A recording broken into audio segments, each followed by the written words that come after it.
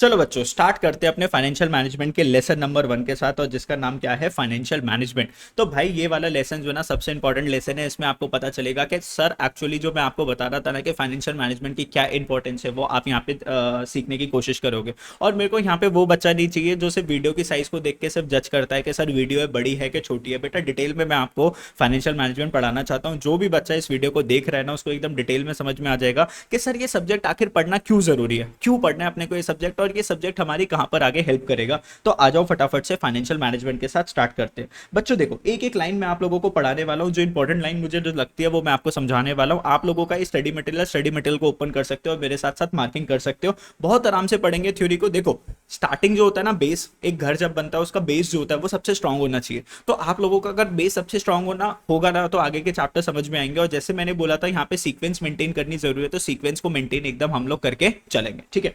तो वर्ड देखो क्या लिखा हुआ है, finance is the art and science of management and arrangement of funds. तो फाइनेंस जो है ना, जैसे हमने बोला था accounting is the art of recording, classifying, summarising, याद करो क्लास 11th के बचपन में आपने डेफिनेशन पढ़ी थी अकाउंटिंग की। ऐसे ही भैया फाइनेंस क्या है, फाइनेंस भी एक कला है, कला साइंस है किसकी, मैनेजमेंट की एंड अरेंजमेंट ऑफ फंड्स। कि भाई आप पैसे को कैसे मैनेज करोगे, आप पैसे को कैसे अरेंज करोगे। कंपनी को मान लो आज एक मशीन परचेज करनी है 10 करोड़ की, पैसे कहां से ले, ठीक है, ताकि कंपनी को ज्यादा से ज्यादा प्रॉफिट हो पाए। तो बच्चों ये एक आर्ट है, साइंस है किसकी, मैनेजमेंट की एंड अरेंजमेंट ऑफ फंड्स। समझे मेरी बात। If the organisation want to survive, देखो एक कंपनी को अगर सर्वाइव करना है, ग्रो करना है, एक्सपैंड करना है, तो क्या किस चीज की जरूरत पड़ती है भाई, पैसे की जरूरत पड़ती है। आज मुझे जो भी बिजनेस करना है ना बच्चों, मेरे पास क्या होनी चाहिए सर, मनी होनी चाहिए, कैपिटल होनी चाहिए। इजी सी लाइन है, समझ में आनी चाहिए।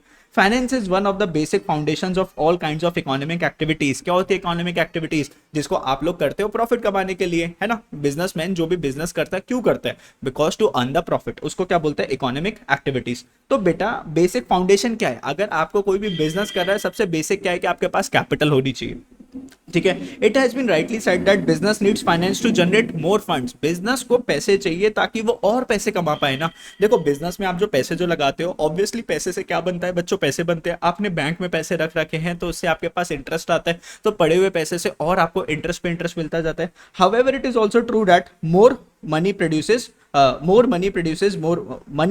More money only when it is properly manage. तो पैसे से पैसे जब भी बनेंगे जब आप उसको प्रॉपर्ली क्या करते हो बच्चों, मैनेज करते हो। देखो आपके पास लेट सपोज पैसे आए, आज आपके पास 2 लाख रुपए पड़े हुए, ठीक है, या 3 लाख रुपए आपके पास है। तो आप लोग क्या करते हो, चलो भाई मोटरसाइकिल परचेज कर लेते, चलो भाई एक आईफोन परचेज कर लेते। बेटा उसकी वैल्यू तो क्या हो जाएगी, कम हो जाएगी।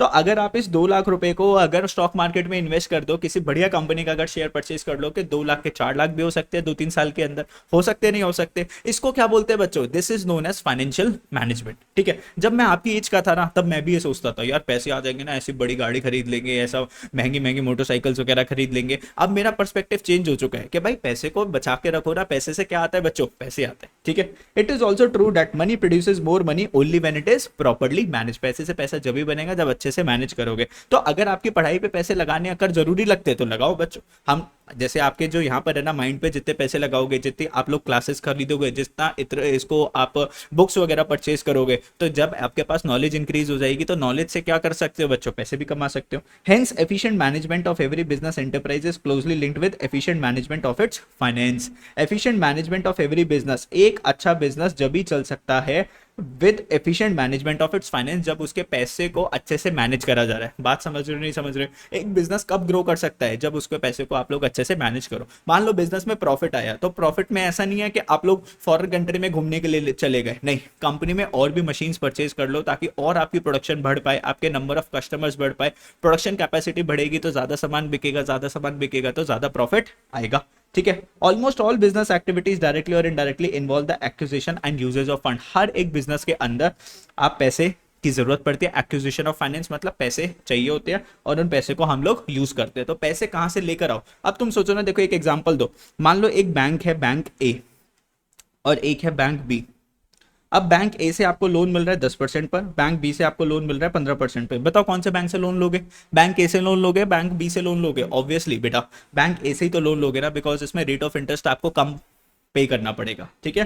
तो दैट इज, ऐसे आपको क्या लेने हैं बच्चों, डिसीजन लेने हैं। ये तो एक छोटा सा डिसीजन था, ये तो आप लोगों ने भी बता दिया होगा। अभी बड़े बड़े डिसीजन की बात करेंगे।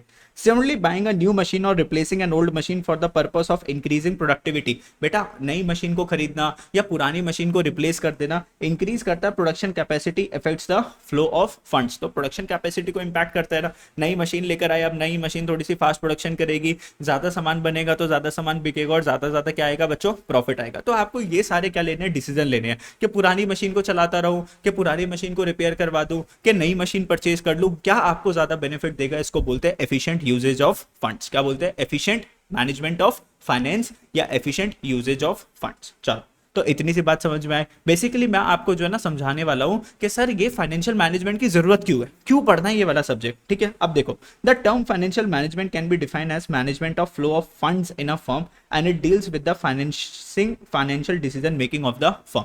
तो the term financial management is defined as the management of flow of funds, के पैसे आ रहे हैं, पैसे जा रहे हैं, पैसों का इनफ्लो हो रहा है, पैसों का आउटफ्लो हो रहा है, पैसे आ रहे हैं और पैसे जा रहे हैं। And it deals with the financial decision making of the firm. और कौन सी डिसीजन के ऊपर काम करता है, फाइनेंशियल डिसीजन। बेटा कंपनी का फाइनेंशियल डिसीजन का मतलब क्या होता है कि पैसे कहां से आएंगे, कहां से एक्विजिशन ऑफ फाइनेंस होगा, कहां से प्रोक्योरमेंट ऑफ फंड्स होगा। प्रोक्योरमेंट का मतलब क्या होता है, कहां से पैसे आएंगे, और यूजेज ऑफ फंड्स, हम पैसे कहां पे लगाएंगे। तो पैसों का इनफ्लो कहां पर होगा और पैसों का आउटफ्लो कहां पर होगा। इसको आपको अच्छे से क्या करना है बच्चों, मैनेज करना है। उसको हम क्या बोलते हैं, financial management. It encompasses the procurement of funds in the supreme economic and the practical manner and employment of these funds in the best way to maximize the return for the owner। बेटा practically अच्छे से इसको use करना है। employment of these funds मतलब usage of these funds। तो practical way में इसको यूज करना है। पैसे को आपको देखना पड़ेगा कि इस पैसे को मैं कहाँ यूज कर रहा हूँ, सर इससे मुझे फायदा होगा, फ्यूचर में नुकसान होगा। To maximise the return for the owner. Return का मतलब क्या होता है, क्या लगाया क्या मिला, उसको क्या बोलते हैं बच्चों, रिटर्न। तो मैंने अगर बोला कि मैंने इस साल अपने बिजनेस में 10 लाख रुपए लगाए, तो मुझे 10 लाख से ज्यादा रिटर्न आना चाहिए ना। मैंने बोला मैंने 10 लाख रुपए लगाए तो मुझे 15 लाख रुपए मिले, तो मुझे इस वजह से 5 लाख का क्या हो गया बच्चों, इनफ्लो हो गया। तो ये तो अच्छी बात हो गई। समझे मेरी बात, नहीं समझे, यस ये चीज ये बोलना चाहते हैं। तो आपको देखना पड़ेगा उसका प्रैक्टिकल मैनर, क्या कहां पर आप पैसे यूज कर रहे हो, in the best way to maximise the return for the owner. के ओनर का रिटर्न क्या होना चाहिए बच्चों, ज्यादा होना चाहिए। All the business decision have financial implication. आप बिजनेस के जो भी डिसीजन ले लो, मुझे कितने वर्कर्स को रखना है, मुझे कितने बड़े स्पेस में काम करना है, कितनी कैपेसिटी में काम करना है, हर चीज के लिए आपको क्या चाहिए, हर डिसीजन के लिए आपको क्या चाहिए, पैसे चाहिए। तो all the business decision have financial implication and therefore financial management is inevitably related to almost every aspect of business operations. तो मैंने क्या बोला, अगर इस कॉन्सेप्ट को अगर ध्यान से पढ़ लेते हो, इस पूरे अगर सब्जेक्ट को ध्यान से पढ़ लेते हो, तो आप अगर मैं बोलूं कहीं पे भी जॉब करने के लिए जाते हो, तो वहां पे जो भी डिसीजन लेती है मैनेजमेंट, उसके अंदर किसका रोल होता है बच्चों, फाइनेंशियल मैनेजमेंट का रोल होता है। जब भी आप कोई अपने लाइफ के डिसीजन लेते हो, तो आप ये देखते हो उससे मुझे फायदा होने वाला है, नुकसान होने वाला है। ऐसे कंपनीज जब भी पैसे लगाती है या लेती है, तो चेक करती हैं कि सर फायदा होगा नुकसान होगा। तो financial management is concern with the efficient use of an important economic resource namely capital. Important economic resource कौन सा है, कैपिटल फंड्स। तो कैपिटल फंड्स क्या हो गया, मनी। तो financial management is concern with efficient use of, अच्छे से यूज करना है, इंपॉर्टेंट इकोनॉमिक रिसोर्स। रिसोर्स का मतलब क्या होता है, एनीथिंग दैट इज लिमिटेड, उसको हम क्या बोलते हैं, रिसोर्स बोलते हैं। तो बच्चों अपने पास जो मनी हो गई, जो कैपिटल हो गया, वो क्या है, रिसोर्स है, बिकॉज वो लिमिटेड है। तो उसको क्या बोला हमने, कैपिटल फंड। तो कैपिटल फंड को अपने अच्छे से यूज करना है, उसको क्या बोलते हैं, financial management. Financial management is mainly concern with proper management of funds.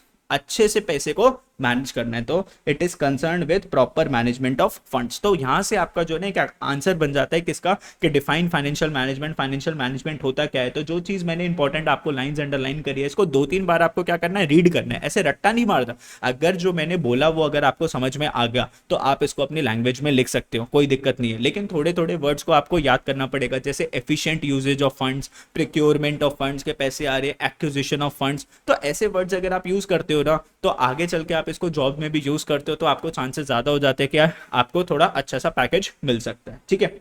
ऊपर ऊपर से पढ़ाई करनी है, जिस बच्चे को वन शॉट रिवीजन वीडियो देखनी है तो एंड टाइम पर आके देख लेना, मैं इस चैनल पे डालूंगा वन शॉट रिवीजन वीडियो। लेकिन वन शॉट रिवीजन वीडियो उसी बच्चे को काम में आएगी जिसने पूरा सब्जेक्ट ध्यान से अच्छे से पढ़ रखा है। एक बार में अगर आप पहली बार वन शॉट रिवीजन वीडियो देखोगे तो कुछ समझ में नहीं आएगा, ठीक है। तो पहले ध्यान से छोटी छोटी रोज वीडियोज आएंगी, उन वीडियोज के ऊपर फोकस करते रहना, उसके बाद आगे चलना। और अगर वीडियोज अगर अच्छी लग रही है तो क्या कर देना बच्चों, चैनल को सब्सक्राइब कर देना, वीडियो को लाइक कर देना, दोस्तों के साथ शेयर भी कर देना, और कमेंट करके बता देना कि भाई की बातें समझ में आ रही है या नहीं आ रही। मेरा काम है आपको फाइनेंशियल मैनेजमेंट बहुत अच्छे से करवाना, आपके अच्छे नंबर लाना, तो मैं उसके लिए पूरी मेहनत आपके लिए साथ करने के लिए तैयार हूं, ठीक है। चलो बात करते हैं बच्चों स्कोप ऑफ फाइनेंशियल मैनेजमेंट। तो अभी तो आपको मैंने जो समझाया कि सर फाइनेंशियल मैनेजमेंट होती क्या है, कैसे ये आपको हेल्प करती है बिजनेस के अंदर, और मैंने आपको दिखाया कि बिजनेस के एवरी एस्पेक्ट के अंदर देखो क्या लिखा हुआ है, ऑल एस्पेक्ट, क्या लिखा हुआ है, almost every aspect of business operations में क्या चाहिए होती है बच्चों, बिजनेस मैनेजमेंट चाहिए होती है। तो स्ट्रांगली इस वाले सब्जेक्ट को आपको प्रिपेयर करना है,